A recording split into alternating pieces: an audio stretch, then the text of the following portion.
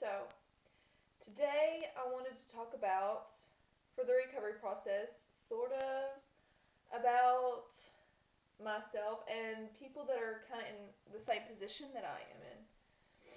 Um, it's mainly for those people that are in recovery and have been in recovery for a while and aren't actively engaging in behaviors like binging and purging and restricting. Um, because those urges aren't as prominent as they used to be. And but what I want to say is that people might think that you're in the clear. Oh my gosh, you're in the best place in recovery because you aren't acting out on these behaviors anymore. You're not stepping on and off the scale and you're not binging, purging and restricting. You're in the clear. You're in your safe zone. And that's kind of what I've often felt like, that I'm in my safe zone, but like I still struggle mentally.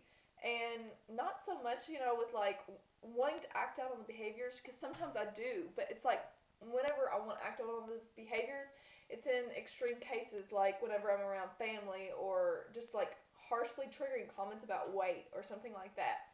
But on a day to day basis, what I haven't realized is that I sort of hold on to some of the eating disorder that I haven't even realized that I have been doing.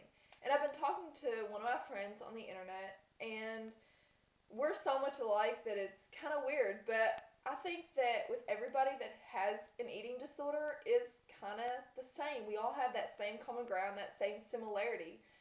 And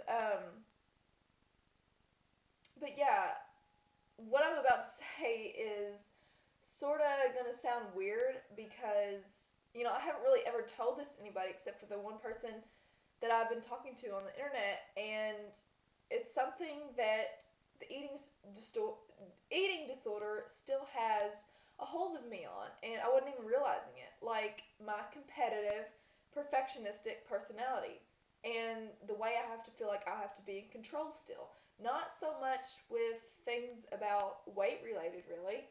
It's just things that I feel like, the eating disorder has still got a part of me. And one of the things is like if my husband comes home like tomorrow or something and says, "Hey, you want to go do this weekend?" And I sort of just like get overwhelmed in that moment, and I'm like, my head says, no, we're not going to do this. We're going to do what you have on your schedule and your plan and what you've planned. Because like every time somebody wants to do something, if I didn't plan it or if they didn't tell me like 2 weeks or a week ahead, I get so much anxiety, and I'm like, in my mind, it's just like, no, we can't do that because it has to be my plans. I didn't make those plans. I don't want to do that. I don't want to be around those people. And I feel like when somebody else asks me to go do something, I feel out of control because I don't want to do that, but I feel like I have to do that because that person asked me to do that. Do you know what I'm saying? I hope you know what I'm saying. But it's like I still feel like everything has to be in an agenda and on my schedule, my control, and unless I schedule it, I don't really want to do it. I don't know, it's erratic and weird. Yeah, I know.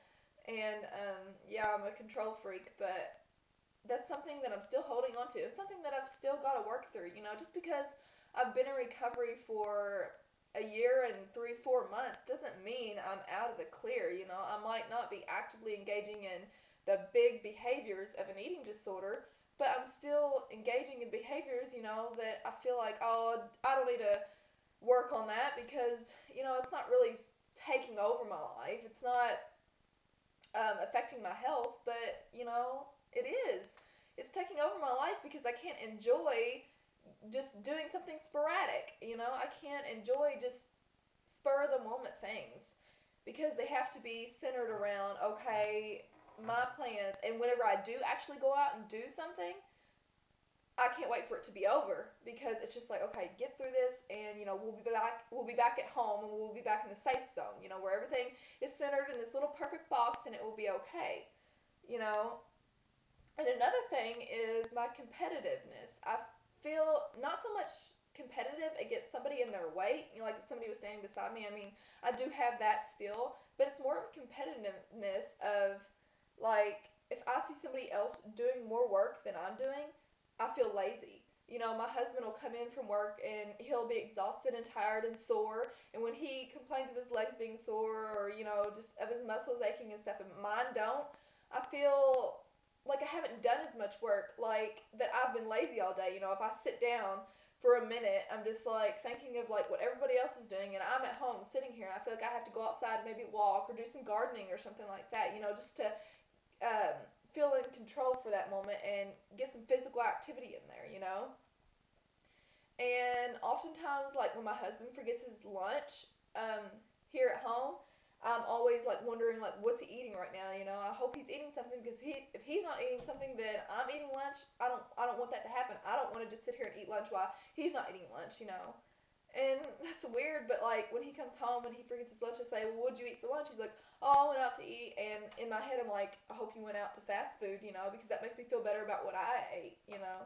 I hope you ate something really greasy and everything, and it just makes me feel better knowing that." And it's so weird. And also, like when he's been outside, you know, on a Saturday all day doing work outside, and he does more than me, I make sure to put more on his plate, like put more butter on his food and stuff. I know that's awful, but I do that because it makes me feel like I've accomplished something. You know, I'm feeding him back what he worked off. You know, and I haven't been working off so much, so I just, you know, I get a normal portion size. You know, I don't fret about the food in front of me, but I fret that he's been working more, so I got to put more on his plate.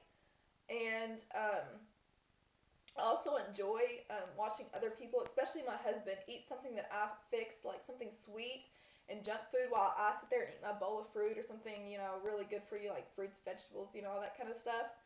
And when I see him eating that, I like to watch his expression, and everything is just like it's like a high, like an endorphin, just watching that. And yeah, I don't know, it's weird, but I love knowing that somebody else, you know, that I have the control. I have the power in that moment when we're both eating, and I know that there's more on his plate, and I know that there's more butter on his plate, and just all these things. You know, I feel like I'm in control, and I feel like, haha, you know, you can't control yourself because you have to eat that much, and I don't have to. You know, I can control. Even though I do sometimes, I just want to be like, give me that. You know, like with junk food and stuff. But like in my head, that voice says, no, you know, you don't have that. You have this, you know, bowl of fruit or this or this or this because you're in control. You're accomplished, and you know you're proper or whatever, you know.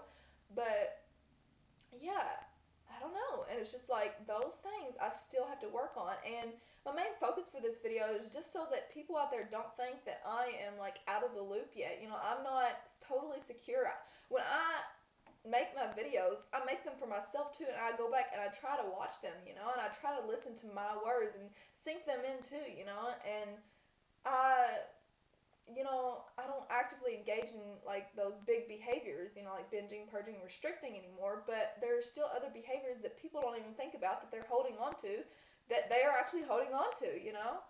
So just take a look at what you're actually doing and what you're actually thinking, you know, because those things matter. And if you worked on the binging and purging and restricting, great, you know, but there's other things that you still got to work on. You're still not done, you know. You can't just say, oh, okay, well, I've got that fixed. I don't have those urges anymore, so my life is beautiful. My life is great, you know. No, we've got to be constantly working on ourselves and finding out why we're so obsessed with the different things that we're obsessed with.